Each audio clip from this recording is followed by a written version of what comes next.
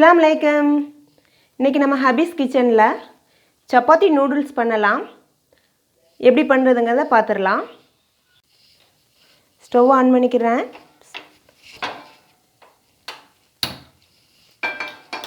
ஒரு பேன் வச்சாச்சு. Pan சூடேறட்டும். Oil ஊற்றிடுறேன். 1 spoon மாதிரி ஆயில் ஊற்றிருக்கேன். கட் பண்ணி வச்ச வெங்காயத்தை சேர்த்துடலாம்.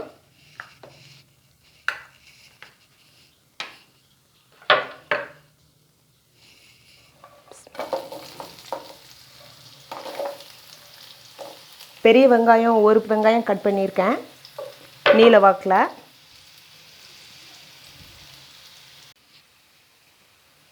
கட் பண்ணி வச்ச முட்டைக்கோஸ் சேர்த்துட்றேன்.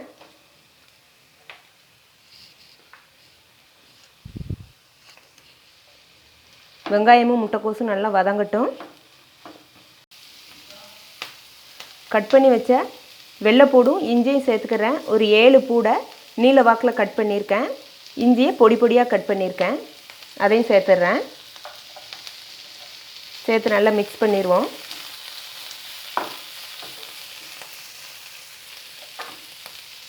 ஒரு சின்ன குடமிளகாயை நீல வாக்கில் கட் பண்ணியிருக்கேன். அதையும் சேர்த்துட்றேன்.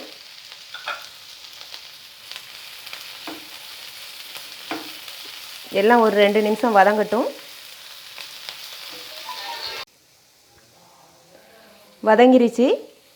இந்த ஸ்டேஜில் துருவின கேரட்டையும் சேர்த்துட்றேன். சின்ன கேரட்டில் 1.5 கேரட் சேர்த்துருக்கேன். 1 ஸ்பூன் இஞ்சி பூடு விழுது, அதையும் சேர்த்து நல்லா மிக்ஸ் பண்ணிடலாம்.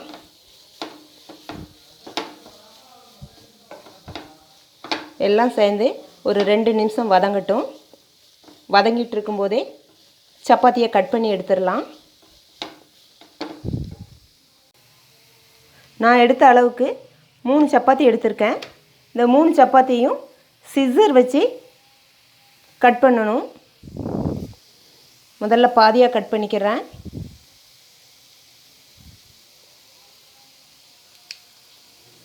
திரும்ப மடித்து அதையும் பாதியாக கட் பண்ணிடலாம்.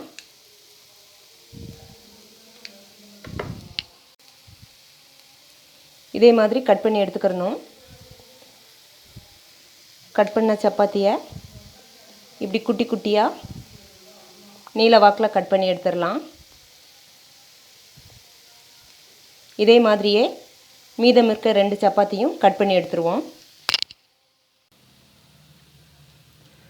சப்பாத்தியை இந்த மாதிரி நீல வாக்கில் குட்டி குட்டி பீஸாக கட் பண்ணி எடுத்திருக்கேன். தேவைக்கேற்ப உப்பு சேர்த்துட்றேன்.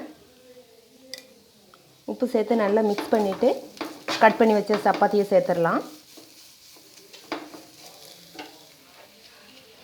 கட் பண்ண சப்பாத்தியை சேர்த்துட்றேன். நல்லா மிக்ஸ் பண்ணிடுவோம்.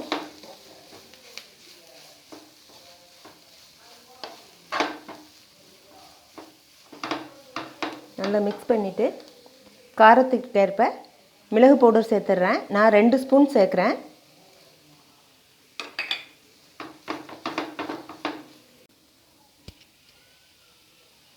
மிளகு பவுடர் சேர்த்து நல்லா மிக்ஸ் பண்ணிட்டேன். இப்போ 1 ஸ்பூன் சோயா சாஸ் சேர்த்துட்றேன்.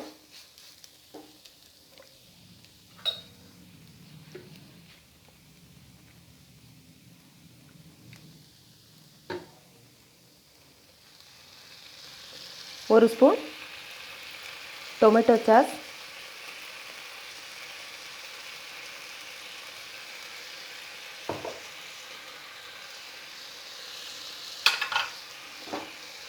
நல்லா மிக்ஸ் பண்ணிவிட்டு ஸ்டவ் ஆஃப் பண்ணிடலாம். அவ்வளோதான், சப்பாத்தி நூடுல்ஸ் ரெடி ஆயிடுச்சு. ஸ்டவ் ஆஃப் பண்ணிடுறேன். ரெடியாகுன சப்பாத்தி நூடுல்ஸை ஒரு பிளேட்டுக்கு ட்ரான்ஸ்ஃபர் பண்ணிடுறேன். நூடுல்ஸ் சப்பாத்தி ரெடி ஆயிடுச்சு. ஒரு பிளேட்டுக்கு ட்ரான்ஸ்ஃபர் பண்ணி கார்னிஷ்காக மல்லி இலை தூவியிருக்கேன். இப்போ பரிமாறலாம். இது பிரேக்ஃபாஸ்ட்டாக சாப்பிடலாம். இந்த நூடுல்ஸ் சப்பாத்தி ஃப்ரெஷ்ஷான சப்பாத்தியில் தான் செய்யணுங்கிறது இல்லை, மீதமுள்ள சப்பாத்தியில் கூட ட்ரை பண்ணி பார்க்கலாம். நல்ல டேஸ்ட்டாகவே இருக்கும்.